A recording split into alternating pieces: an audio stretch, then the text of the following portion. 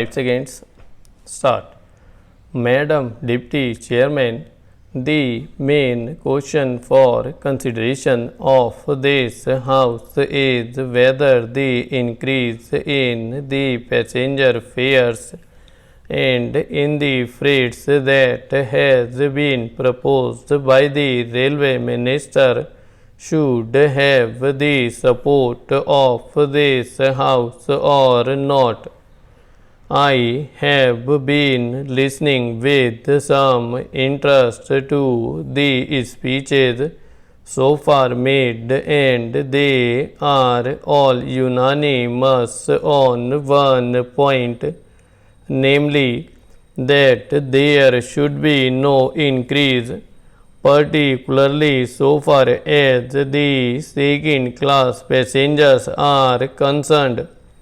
What we have to decide at present is that those friends who have emphasized their opposition to this levy have also said that in view of our developing economy, in view of our developing industrialization, in view of the fact that there is a greater demand for passengers traffic as well as goods traffic, we have to develop our railway system.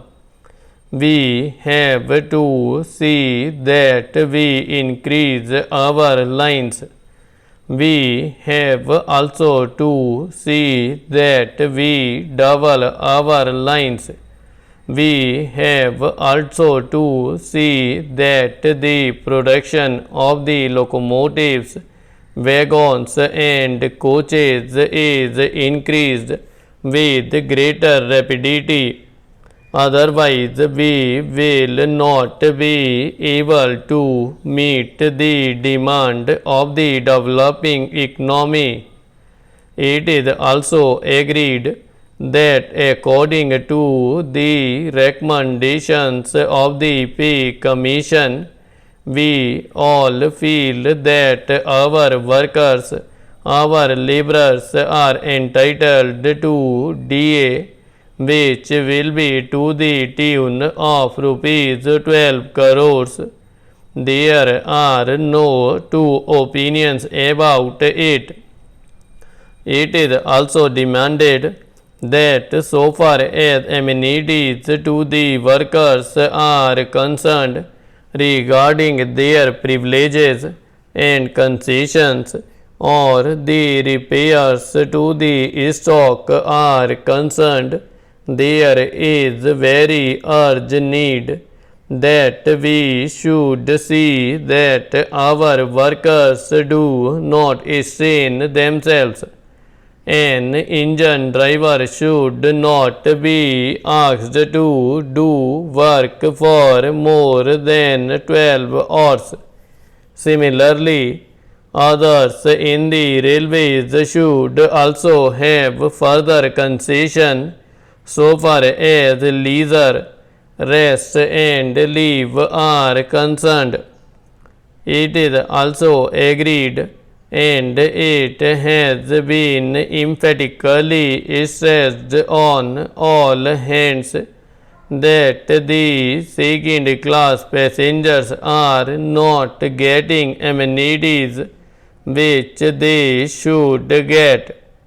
The greater portion of the income comes from the second class passengers, and the position is that they are not getting their dues by way of rest and comfort which are necessary for them. I appreciate that efforts is being made, that so far as sleeping accommodation and provision of fans to the second class passengers are concerned, something is being done. but this does not touch even the fringe of the problem. And when we see the second class passengers huddled together like cattle, not even having sufficient air to breathe in, we feel that there is something seriously wrong with our railway administration. We have also to see that the shortage that we had about the supply of wagons to the coal mines and to our steel industry is not there. Madam, it is a strange chain of events that the minister who was in charge of steel and who gave statements in a way implying that the railways are not doing their part well, is now saddled with that responsibility, and I am sure he must feel double responsibility because he knows how the industry has suffered or was likely to suffer. As the Minister of Steel, he charged the Railway Ministry of not doing things which should have been done. So, now these are the problems that we have to meet, and the question arises how to meet them. I quite understand that there could be some economy effected in administration.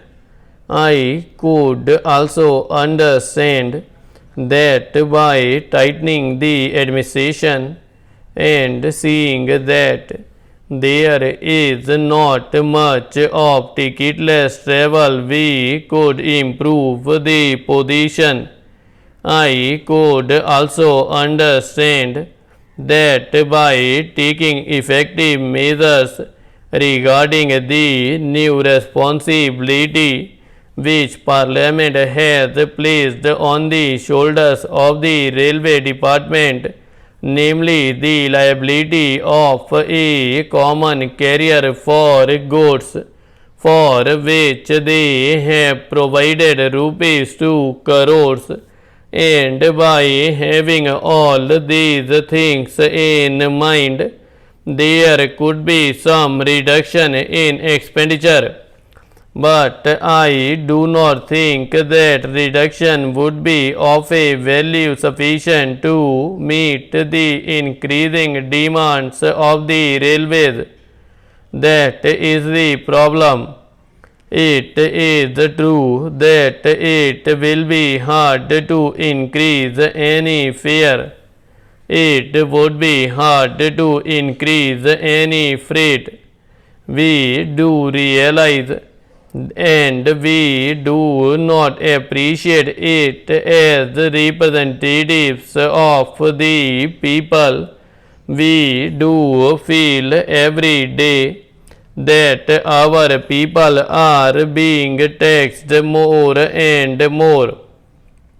As regards freight, Madam, my own view is that so far as food articles are concerned, this proposal should be modified, just as there has been a modification in the case of giving encouragement for exports and in certain other respects.